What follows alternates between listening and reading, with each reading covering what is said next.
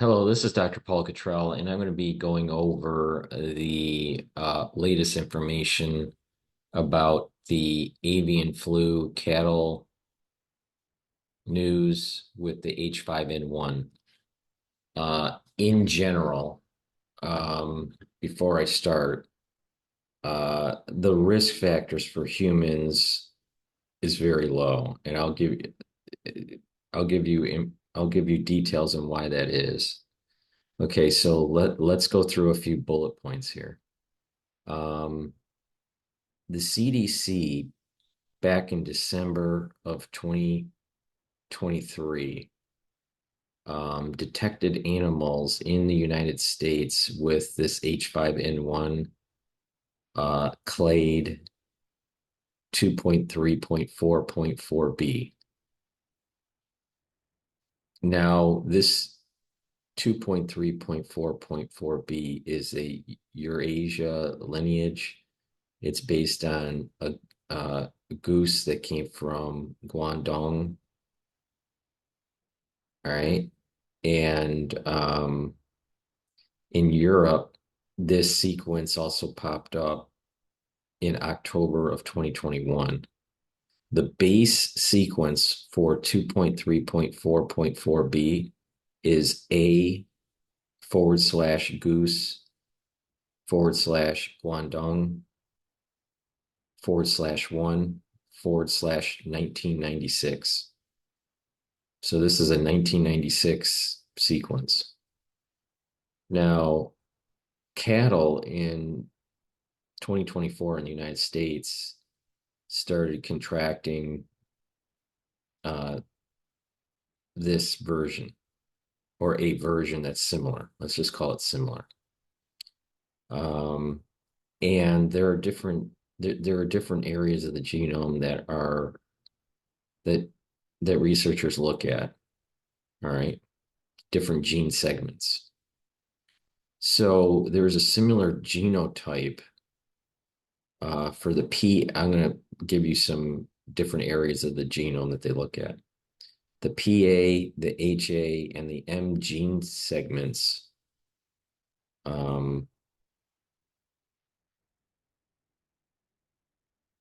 they they are tied to a genotype of B3.13. All right, and this is similar to the the Eurasia sequence. Now the PB2 and the PB1 and the MP and the NS gene segments, they are found in American wild birds. Okay. Now in the human samples, so what they did was they took samples from cattle, samples from dairy, the dairy product, the milk, and human samples that can people that contracted. Now, in the human samples, they looked at the HA gene sequence. All right. And it's closely related to the 2.3.4.4b clade in birds, but it's lacking certain types of amino acid changes. Okay. Now, for the HA gene from human samples, it's closely related to um, two different types of influenza. A American Wygian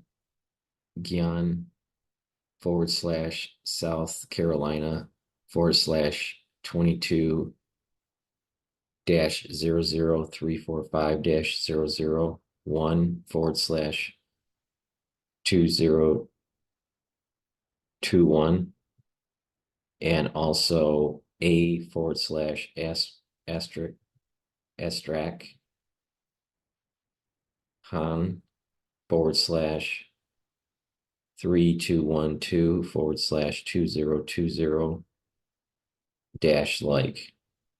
So these are sequences that came from 2020 and 2021 that this H sequence from the human samples, they're very similar to these sequences, and that there are antibodies that are already in production. All right, so they can block the HA. Now the N1 NA gene analysis of the humans versus human samples. So you don't have to worry about um, the NA inhibitors not working. They do work. So NA can be blocked by the NA inhibitor. So the antivirals work. The NA stalk, now this is important. The NA stalk is long, which is normal in birds. So that means that in the human sample, with the stalk being long, it's not supercharged. It's not so my hypothesis that this was not a lab leak seems to be correct, because the NA stalk is long in these humans, in the human samples, and in the cattle samples. So that basically means that there seems to be a singular event, zoonotic event between birds and cattle, and then the cattle to the human. And they all of these have the larger stalk for the NA gene. Okay, the NA gene produces a protein, and the one usually when there's more problematic human transmission, that stalk is truncated. That did not happen. So it's not supercharged. Other outbreaks usually have a 20 amino acid deletion for the NA stalk, which is not the case in these samples. Okay. So, and this is all related. The 20 deletion is related to the base sequence, which is the A dash goose dash Guangdong. I'm sorry, A/goose /Guangdong /1/1996. Okay, so the risk is very low. Big reason is that the stalk for the NA is short for the NA protein. All right. Now, there's also other genes that are looked at, the M and the NS. So you have an M1 and an M2, and you have an N1 and an N2. These genes show no mutation markers for mammal adaptation. Okay. So because the stalk is long for the NA, and the M and the NS proteins are not mutated, this looks like a single zoonotic event. Okay. Now there are other proteins that are looked at, and there's something called a polymerase basic protein 1 and 2, and short for BP, PB2, PB2, polymerase basic protein 2 is part of, it helps with the RNA polymerase activity, and it helps with replication. So the PB2 mutation helps with replication in mammals. So there's a replication complex, and that complex is created by the BP2, the BP1,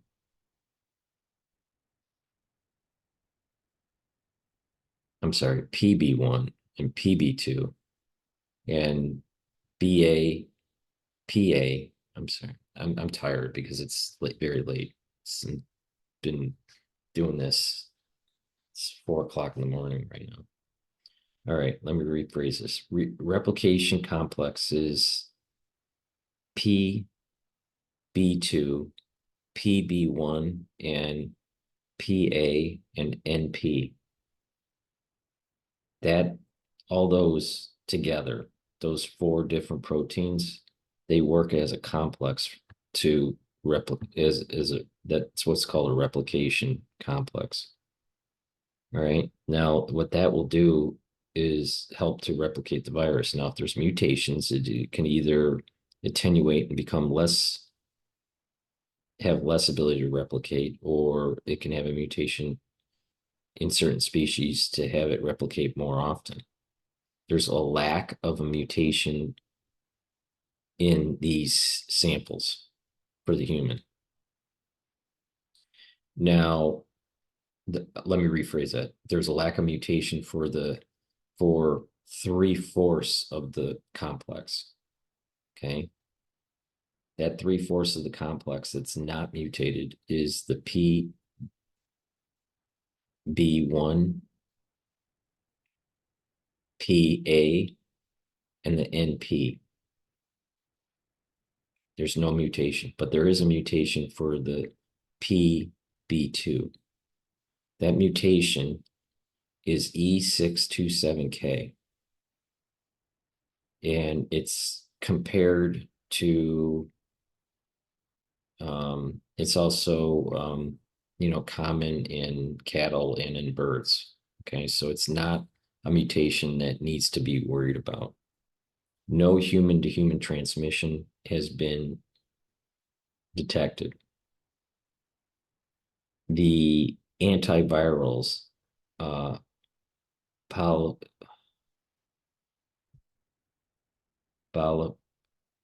is it called?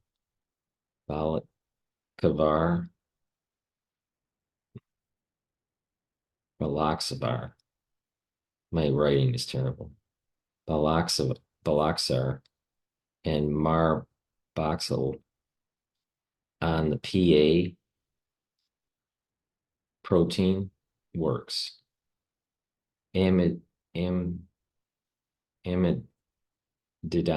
and ramanidine for the M2 protein works. So basically the antivirals work. All right. So there are sequences that are still being done as they're doing the samplings for surveillance. But the bottom line here is this. There is a sequence, okay? The base sequence that's being compared is 2.3.4.4b, which is a goose from Guangdong back in 1996. And we are seeing some of these things popping up in 2023 and in 2021. The 2021 was in Europe, and the 2023 looks like it started in the United States. There may have been also cases of this in 2020 in the United States. Now, what's interesting is that there's research in laboratory manipulation through, gain of function research that starts in 2021 of April. And it's dual between the United States, the UK, and China. Now, from the samples from the cattle and from the samples from the birds, the humans, what can be interpreted at this moment in time is that because the stalk, the NA stalk is is long, not short, it's long, then that would mean that you don't really have a virus that's floating around with the birds to the cattle and the cattle to the humans that has good human transmission. And that also prevents, that long stalk also seems to be preventing human to human transmission. If it was lab manipulated, it would be supercharged and that stalk would be shorter. So this looks like a zoonotic event. Now, in addition, you don't have the mutations in the other replication complex like polymerase basic protein 1 and the PA and the NP that would help with replication. That would be found in serial passage gain of function research. You would see some sort of mutation there to enhance replication. That did not show up. There is a mutation in the PB2, but that mutation is a known mutation that is E627K. So there's nothing really new coming from that when you're comparing it to the cattle and birds. So the replication again is somewhat muted because it doesn't have the 3/4 of the replication complex is not mutated for the benefit of this avian flu to be in mammals. Again, there's no human to human transmission, and the antivirals for different proteins still work. All right, so you have it in the PA and you have the M2 proteins, they can be inhibited. We can also inhibit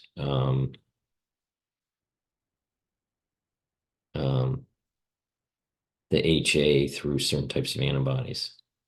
So this looks to me that this 2.3.4b case with the cattle and the humans looks to be a zoonotic event. It's not supercharged. My original feeling on this several weeks ago was that this was not supercharged. And based on the analysis of the sequences from the samples, that's true. This is the conclusion from the CDC. So my conclusion on this is that it's very low risk for humans, and that this is not a lab leak. So that's my overall take on it. I apologize if I seem a bit tired, but I've been up all night looking at this, and it's time for me to fall asleep. So thank you for listening and have a nice night.